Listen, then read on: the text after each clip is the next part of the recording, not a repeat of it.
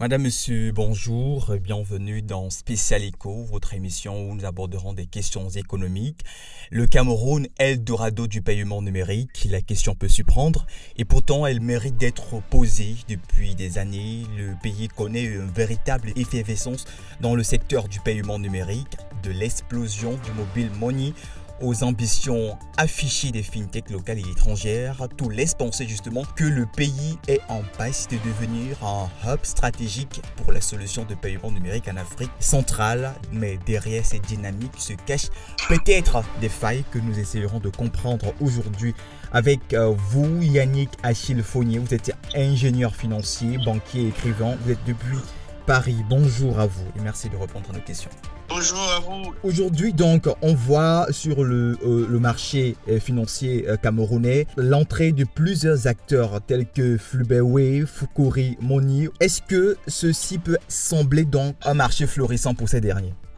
Oui, en fait, c'est un marché qui est tout à fait ouvert parce que les services proposés par Flutterwave, PCK et autres sont totalement différents ou bien sont un peu différents de ce que propose Orange Money et MTN Mobile Money. Parce que Mobile Money, ce sont des portefeuilles électroniques qui permettent justement de faire des transferts de préférence vers le même réseau de Orange à Orange, par exception de Orange à MTN. Par contre, Flutterwave, c'est une passerelle de paiement qui permet de faire des paiements à la fois avec du MTN, avec du Mobile Money et aussi avec des Mastercard, des Visa, des Maestro. Donc, des cas de paiement internationaux et aussi à l'interpays. Parce que lorsque vous êtes par exemple au Cameroun et que vous voulez faire un transfert au Nigeria par Orange Money, c'est totalement impossible parce qu'il y a la question des devises que Orange ne traite pas par exemple. Donc du coup, Flutterwave, c'est la plateforme qui permet de résoudre tous ces problèmes-là, dans le problème des devises, le problème de pays. Donc Flutterwave offre beaucoup plus de flexibilité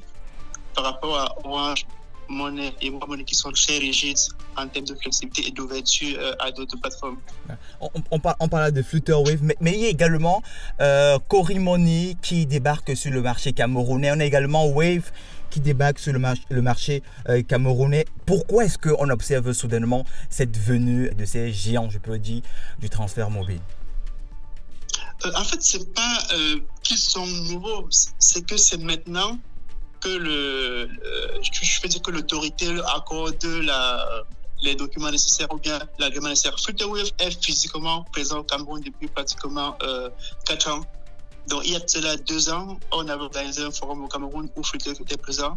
Ils avaient des services, sauf que la BERC freinait à leur accorder des licences. Donc maintenant qu'ils ont les licences, c'est maintenant que leur effectivité commence à faire. Donc ils sont là depuis un bon bout de temps, depuis plusieurs années, sauf que c'est maintenant qu'ils deviennent légalement présent. Une persévérance qui peut peut-être traduire de la jutosité du marché, on va le dire ainsi. Tout à fait, le marché camerounais, c'est un marché assez profond, grand et avec un fort potentiel. C'est plus de 30 millions de consommateurs, c'est plus de 50 milliards de PIB, des milliards et des milliards de transactions, donc le marché est assez grand. C'est vrai que maintenant, on a l'impression qu'il est assez occupé par Orange et MTN, mais je pense qu'il y a encore assez de place pour des nouveaux entrants. Surtout, comme je disais tout à l'heure, c'est qu'ils proposent les mêmes services, donc ils proposent des services où Orange et MTN sont très limités. Donc, ils sont complémentaires à MTN et Orange et une solution beaucoup plus flexible pour les entreprises. Justement, ils ne proposent pas le même service. Vous avez abordé une question tout à l'heure, celle de, on pourrait dire, de vide. Ça me pousse donc à vous poser cette question. Est-ce que ces nouveaux venus ont identifié un vide que les acteurs historiques n'ont pas encore su combler ou paraît-il sous une croissance du marché? Et tout à fait. En fait, Orange et MTN étaient en situation de duopole, ce qui les a amenés à surfacturer les frais, à être rigide pour des clients, à avoir une qualité de service qui s'est détériorée avec le temps. Donc, je pense que la concurrence était nécessaire parce que lorsqu'ils sont en duopole, c'est très facile en fait de se limiter à ce que l'autre offre pour offrir légèrement moins ou sinon un peu. Donc, l'arrivée de nouveaux entrants, je pense que doit essayer de chambouler le marché, doit essayer de faire aussi que MTN et Orange s'améliorent. Donc, globalement, il y a de la place pour tout le monde. Et je pense qu'il y a encore beaucoup de marge pour ça parce qu'on est encore dans un pays où le taux de bancarisation ou d'utilisation des fintech est encore assez faible. Donc, je pense qu'il y a assez à faire pour 30 millions de personnes. Et il y a le marché. En fait, il y a un marché qui est assez présent parce que l'utilisation du cash, les économies développées, en fait, sont caractérisées par la moindre circulation du cash. Et la moindre circulation du cash passe par la disponibilité et l'opérabilité des solutions digitales. En Europe, par exemple, on utilise les cartes à 95% des paiements qu'on effectue. Dans d'autres pays, comme au Canada, par exemple, on est beaucoup plus ouvert avec des solutions justement intermédiaires, un peu comme Flutterwave, qu'on appelle par exemple Transcash. Donc, on a pas mal de solutions ailleurs qui permettent de se passer du cash et pour accélérer l'économie, parce que plus on a des transactions, plus l'économie se développe, plus la monnaie circule. Mais avec ces nouveaux venus qui ont identifié Covid, on va le dire ainsi, est-ce que le marché camerounais est-il suffisamment profond pour absorber cette nouvelle vague? Non, le potentiel est encore là, parce que Orange, MTN, ils ont beaucoup ouvert le marché, mais la question de la digitalisation ou bien de la démonétisation des transactions reste prégnante, parce que très peu de personnes utilisent les moyens digitaux pour les paiements, ce qui fait que la monnaie tourne lentement. Il y a la thésaurisation, c'est-à-dire des personnes qui gardent de l'argent par devant eux, chez eux, ce qui passe pas par le circuit bancaire, ce qui alimente plein de fraudes et tout. Donc, il y a de la place pour tout le monde, en fait. Le marché est assez grand, il n'est pas encore totalement exploré. Et je pense que Flutterwave, Orange, MTN et tous les autres, PCK, chacun doit une place. Cori Money, chacun doit une place. On parle justement de Flutterwave. On a vu à travers sa venue qu'il s'appuie directement sur une banque locale, notamment EcoBank. Est-ce une stratégie d'intégration, alors une forme de contournement du règlement? Justement, c'est plutôt la conformisation au règlement, parce que ce soit Orange Money, que ce soit Mobile Money, ils ont tous commencé à être portés par une banque. Par exemple, MTN était porté par Affluent First Bank, dont le compte flotte de MTN était chez Affluent First Bank. Orange, je ne sais plus quel était, mais je pense que c'était Société Générale pour Orange. Donc, la réglementation, en fait, fait en sorte que lorsqu'on est teneur de compte, parce que lorsque vous avez un compte chez Flutterwave et que vous recevez de l'argent, cet argent peut passer 1, 2, 3 jours ou des semaines dans votre compte Flutterwave avant que vous ne l'utilisez pour un paiement. Donc, du coup, ce temps-là, la réglementation considère ça comme la tenue de compte. Ça se considère que le Flutterwave tient un compte bancaire ou de microfinance, et ça entre directement dans le champ de la réglementation. Donc, c'est pour ça qu'ils sont obligés. Et à ça c'est d'une part.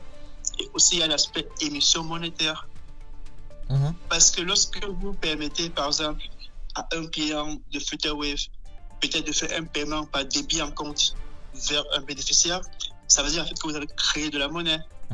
Donc ça, ce sont des champs qui sont réglementés. Donc du coup, le régulateur demande à ce que vous passiez par une banque pour pouvoir le faire. Et du coup, la banque qui est en l'occurrence EcoBank aura des reportings à faire à la BERC, des assurances à apporter du fait que Flutterwave n'est pas en train de faire de la création monétaire. Donc il y a cet aspect opérationnel, cet aspect réglementaire qui pour le moment oblige ces entreprises-là à passer par des banques. Probablement plus tard, comme Orange, peut-être ils seront appelés à exercer directement par eux-mêmes, c'est-à-dire avoir leur propre agrément. Et je pense que c'est la prochaine étape, parce qu'aujourd'hui, MTN, ils sont totalement indépendants des banques.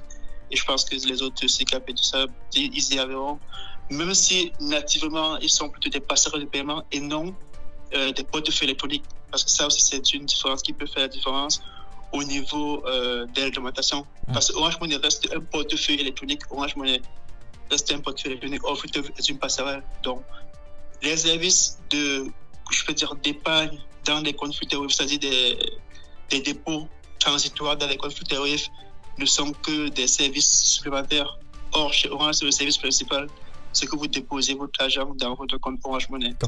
Dans cet esprit d'indépendance que vous évoquiez tout à l'heure, quels pourraient donc être les leviers économiques utilisés par ces nouvelles entrants pour, conquérir rapidement un marché dans un écosystème déjà captif? Les leviers, c'est plus de pouvoir convaincre les banques d'intégrer la solution, par exemple, pour Flutterwave. Donc, toutes les banques, par exemple, qui offrent des solutions des cartes bancaires, des visas, des Mastercard, Flutterwave devrait commencer par les convaincre de travailler avec eux. Mais pour pouvoir intégrer ces solutions de paiement dans la plateforme de Flutterwave. Maintenant, est-ce que Orange et MTN vont faciliter la tâche à Flutterwave? Ça reste une question, parce que Flutterwave étant une passerelle, peut travailler également avec MTN et Orange pour des paiements via les mêmes plateformes ou bien tiers. Donc maintenant, ça va rester des petits points de frottement, de concurrence qu'il faudra lever par Fruiterwave. Mais donc on va s'attendre peut-être dans quelques mois à une guerre de repositionnement, comme je le disais. Oui, un peu en fait. Oui, il y aura des produits un peu de frottement parce que tout dépend de comment Orange et MTN veulent s'ouvrir à Fruiterwave. Et aussi, ce qui est sûr, c'est qu'avec le temps, parce que qu'est-ce qui manque à Fruiterwave, c'est ce qu'on appelle les POS, c'est-à-dire les point of sale, c'est-à-dire des points où on peut cash bar, c'est-à-dire j'ai de l'argent dans mon compte Fruiterwave, où est-ce que je peux le transformer en cash, où est-ce que je peux toucher le cash que j'ai dans mon compte Fruiterwave. Donc, pour le moment, ça sera des points EcoBank et peut-être des points tiers, puisque EcoBank est partenaire. Mais à la longue, Fruiterwave devra multiplier les points of sale, c'est-à-dire des points de contact entre le cash et le cash physique et le cash qu'on a dans son compte Fruiterwave. Donc, avec le temps, je pense qu'ils vont développer ce réseau-là. Et plus ça ira, mieux ça ira, je pense. Avec 96% des transactions numériques concentrées entre MTN et Orange, ces nouveaux entrants, est-ce que vous pensez qu'ils peuvent réellement peser ou alors ils seront marginalisés par ces deux géants déjà imposés au Cameroun? Ça sera une erreur de les marginaliser parce que déjà, en termes de coûts, ils sont beaucoup plus compétitifs qu'Orange et MTN. En termes de flexibilité, ils sont beaucoup plus flexibles parce que ce sont des boîtes de IT qui fonctionnent le plus souvent en cloud. Donc, chaque client en plus, c'est des coûts en moins pour Fruiterwave. Or, chez Orange, forcément, ça ne change pas grand-chose en fait. Donc, chez Orange, c'est le contraire. Donc, ils sont assez agressifs déjà sur les coûts, ce qui font qu'ils ont une grosse marge de manœuvre et je pense qu'ils ont beaucoup plus de manœuvres à faire parce que on a par exemple les transferts de la diaspora qui aujourd'hui sont à presque 350 milliards par an. C'est aussi un marché où Fruiterwave doit attaquer parce que jusqu'ici, ils avaient un problème de point of sale, c'est-à-dire je suis en France par exemple, j'envoie l'argent à quelqu'un au Cameroun sur Fruiterwave. Comment est-ce qu'il fait pour entrer en possession de cet argent? Donc jusqu'ici, ils avaient ce blocage-là. Donc maintenant qu'ils travaillent avec EcoBank, ça veut dire que je peux envoyer de l'argent à quelqu'un via Fruiterwave et qu'il le perçoit dans un guichet d'EcoBank ou bien les guichets partenaires. Donc, avec le temps, ils vont travailler cet aspect-là. Peut-être si, par exemple, je travaille avec Orange Money, ça veut dire que je pourrais envoyer l'argent de mon compte Fruiterwave en France à travers ma carte Visa ou Mastercard ou Maestro ou une autre et que la personne puisse toucher dans son compte Orange Money au Cameroun. Donc, ça fait partie des partenaires qui devront faire. Et ça sera dommage, en fait, que MTN et Orange leur refusent ce partenariat-là. Et selon vous, donc, quels sont les principaux moteurs actuels de la croissance du paiement numérique au Cameroun? Les moteurs de la croissance actuelle, le plus souvent, ils sont deux. Oui. Il y a la qualité de la connexion Internet. Donc, il faut que la connexion Internet s'améliore. Il y a la question de l'énergie électrique. Parce que le plus souvent, les gens veulent bien payer par les moyens numériques, mais peut-être parce qu'il n'y a pas d'électricité, peut-être le commerçant qui est en face, il n'a pas l'électricité, du coup, vous ne pouvez pas payer par votre solution digitale. Donc, il y a ça, il y a la connectivité qui fait que pour que la plateforme fonctionne bien, sans bug, sans rater, il faudrait que la connexion s'améliore. Je pense que ce sont les deux blocages que nous avons à ce jour. Oui, avec ces deux moteurs que vous venez de citer, est-ce que vous pensez donc que le Cameroun est assez outillé aujourd'hui pour accueillir ces nouveaux entrants? Je pense que c'est plus de gens qui se projettent vers le futur. Vous avez vu, je vous ai dit qu'ils étaient là depuis 3 à 4 ans au Cameroun Fruiterwave, par exemple. Donc, je pense qu'ils sont assez résilients, ils ont confiance en le temps.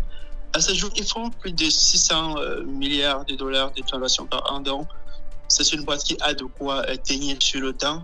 Et je pense qu'ils vont essayer de persévérer en attendant que la question de l'Internet s'améliore au Cameroun. J'ai quand même envie de vous poser la question. Que cache cette persévérance? Est-ce juste un marché à conquérir ou alors un supermarché à conquérir? Je pense que c'est un supermarché parce que dans la zone Afrique centrale, le Cameroun, c'est le principal pays en fait, en termes de potentiel humain et tout. Donc, ils savent que quoi qu'il en soit, c'est un marché à prendre. Il ne faut pas l'oublier parce que Pada Fruiterwave est une boîte nigériane et le Cameroun, quoi qu'on veuille, sera un partenaire principal du Nigeria en Afrique. Parce que autour du Cameroun, autour du Nigeria, le pays le plus peuplé, c'est le Cameroun. Donc le Cameroun est beaucoup plus peuplé que le Bénin qui est à côté, plus peuplé que le Tchad qui est au nord. Donc, quoi qu'il en soit, le couple Nigeria-Cameroun sera effectif un jour. Et je pense qu'ils misent plus sur l'avenir. Et plus il y aura des relations entre ces deux pays. Et puisque aujourd'hui, Flutterwave est la seule solution véritable et à moindre coût qui vous permet de faire des paiements entre le Naira et le franc CFA. Parce que Orange n'offre pas de services de paiement entre le Naira et le franc CFA. MTN non plus. Et les services de moins de gamme sont extrêmement chers. Pareil pour Western Union. Donc, Orange, donc Flutterwave, c'est la solution intermédiaire, low cost et moins effective, c'est-à-dire qui coûte moins cher et qui est le plus efficace en termes de disponibilité. La BIAC a accordé récemment des autorisations à ces nouveaux venus. Est-ce que c'est un signe d'une ouverture stratégique ou alors d'un relâchement réglementaire qui pourrait fragiliser le système? Non, pas de relâchement. Je veux dire, c'est plus une question de rattrapage. Parce que la tech, c'est quelque chose qui va toujours en avance sur les réglementations. Parce qu'ils innovent, ça veut dire qu'ils innovent. Ils font des choses qui ne sont pas encore réglementées. Donc, il y a toujours un décalage temporel entre le moment où la fintech commence à exercer et le moment où le régulateur prend le train. Donc, il y a toujours la fintech est toujours un peu en avance parce qu'ils innovent, ils sortent des cadres habituels. Et le plus souvent, ils font de la disruption, c'est-à-dire qu'ils font des choses qui n'existent pas. Et si ça n'existe pas, ça n'existe pas réglementé. Donc, du coup, ils ont toujours un coup d'avance sur la réglementation. Donc, aujourd'hui, la PR n'a fait que se rattraper elle-même par rapport à elle-même parce qu'elle était en retard sur la solution qui est proposée par Flutterwave et autres. Peut-être elle ne fait que se rattraper. Est-ce que vous pensez donc que le développement du paiement numérique contribue-t-il réellement à l'inclusion financière au Cameroun, puisque nous abordons le Cameroun? Oui, bien sûr. Déjà, avec Orange Money, MTN Mobile Money, on s'est rendu compte qu'une très grande partie de la population a pu avoir un compte digital, ce qu'il ne peut pas faire avant, parce que pour avoir un compte bancaire, c'était beaucoup plus laborieux, beaucoup plus exigeant. Donc, avec des solutions qui sont légères, parce que Orange Money met beaucoup de moyens pour entretenir un compte Orange Money, une banque pour entretenir un compte bancaire, ce qui fait que la faiblesse des coûts facilite un peu l'inclusion financière. Et Flutterwave qui est encore plus moins cher, je pense qu'il va davantage faciliter l'inclusion financière. Et le premier bénéficiaire, c'est le consommateur parce que la concurrence baisse les prix. Donc, je pense que, par exemple, au Sénégal, Orange a dû baisser ses prix quand Wave a fait une entrée tonitruante sur le marché. Donc, je pense que le premier bénéficiaire, est-ce qu'on peut vous parlez d'Orange, j'aimerais donc vous poser la question. On a vu récemment une campagne menée par cette entreprise qui annonçait une réduction de moins 1% sur les retraits faits via sa plateforme.